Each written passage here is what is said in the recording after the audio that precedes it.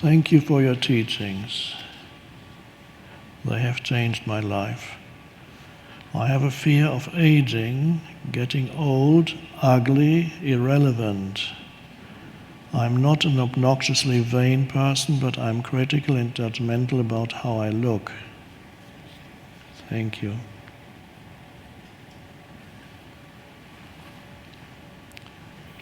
Of course, everybody here suffers from a fatal affliction. It's called time, and eventually it's going to kill you.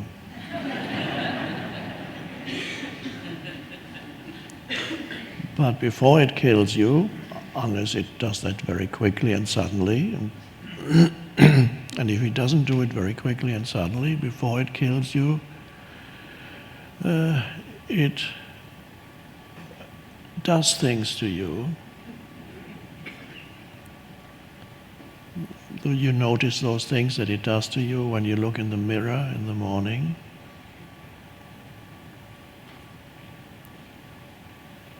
And especially if you compare it to a photo taken 20, 30, 40 years ago, you notice the effect of time on you.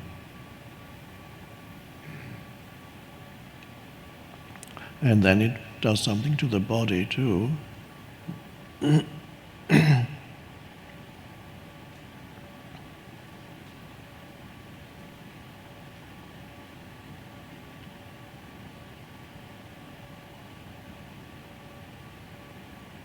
But it does that to all forms, to all life forms. It does that to an apple. It just goes more quickly. If you put an apple on a windowsill for a few weeks, then you know what's going to happen to you.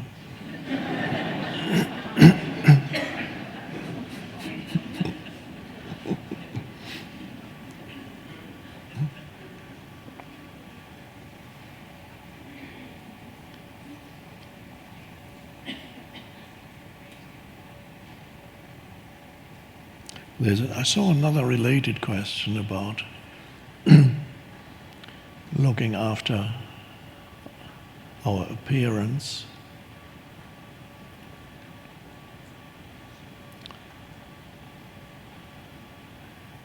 And the questioner here is afraid of getting old, ugly, and irrelevant. You may not need to get ugly,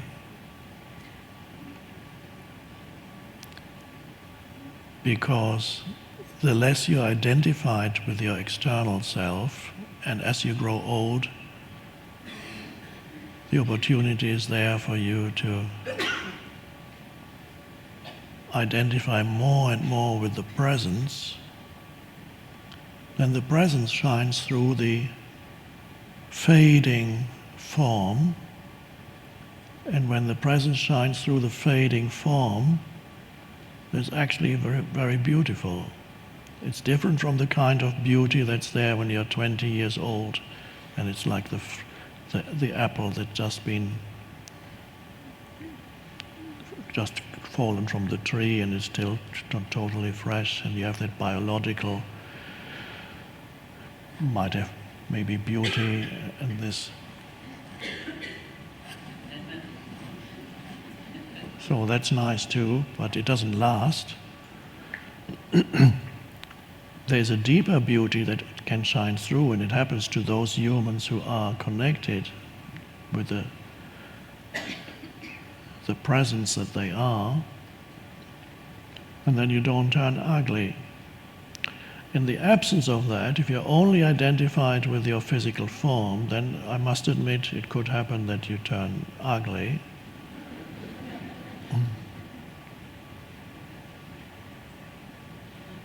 Irrelevant is another word the questioner uses. In our civilization, old age is not valued, so people who grow old have the feeling that they are irrelevant, or they are regarded as irrelevant. Old age is not associated with wisdom in our civilization, because our civilization doesn't even know what wisdom is. It's not highly valued. Cleverness, yes, high IQ, yes, whatever else, but not wisdom. How do you measure it? What is that?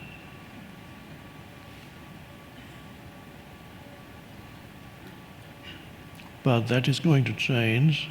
We already have in traditional cultures, ancient, older cultures, the elders are the most important people. And in the Western societies, the elders are the,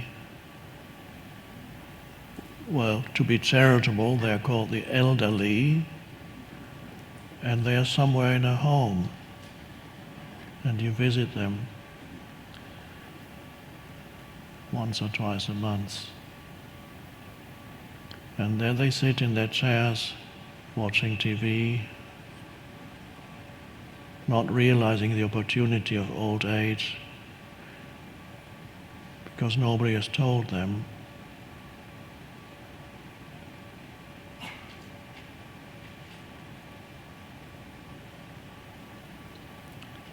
So you can appreciate your appearance if it happens to be good and you're still relatively young and your body looks good or your face looks good.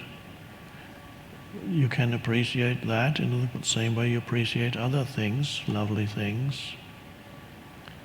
There's nothing wrong with that. But it would be important when you look in the mirror to also feel your presence, so that you don't get excessively attached to the external form. You can appreciate it, but there's no need to be attached to it. But you can only not be attached to it if you can sense the underlying presence. So when you look in the mirror, maybe you even apply makeup. They apply makeup to my face because I come on, because it looks too oily otherwise, apparently. And I noticed last night it actually does, because last night I didn't have makeup. I saw myself on the little screen. I said, I'm very shiny.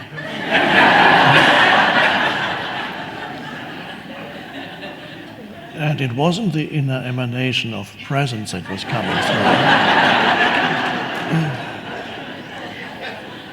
It was a different kind of shininess.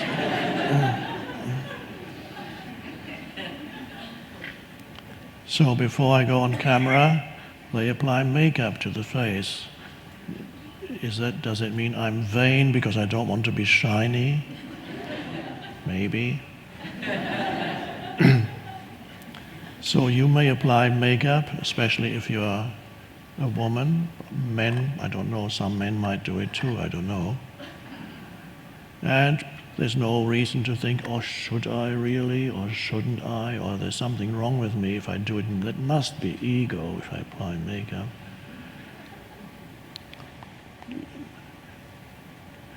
Don't complicate life too much. If you want to apply makeup, but while you apply makeup, feel the underlying presence. And while you look in the mirror, sense the presence of yourself, the presence of presence, the stillness. And then it's not a problem when suddenly you look in the mirror again and you realize that 25 years have passed, and you see, oh, the apple doesn't look the same anymore. It's wrinkly. There are bags under my eyes. And then you suddenly feel the presence more strongly.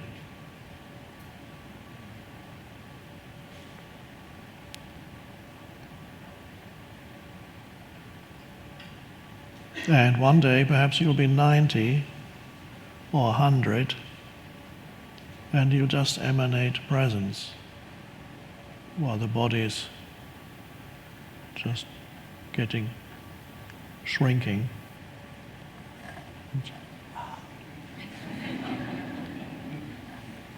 And somebody comes and asks you questions, and Your answers may be simple, but there's wisdom there, because you speak from presence. So you have not become, you might have become old externally, but you have not become ugly and irrelevant.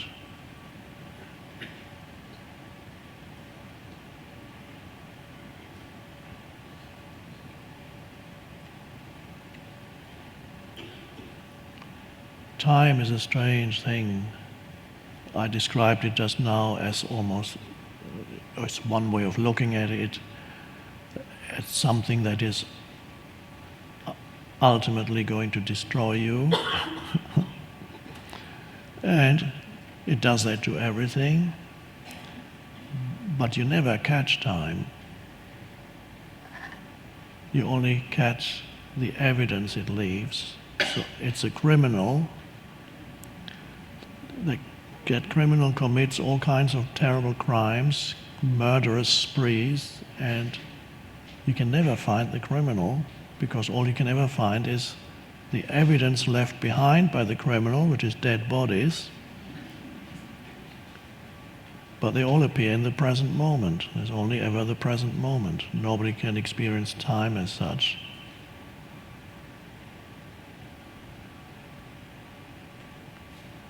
So time exists and doesn't exist. It exists on the surface of things, but does not exist in the depths of yourself.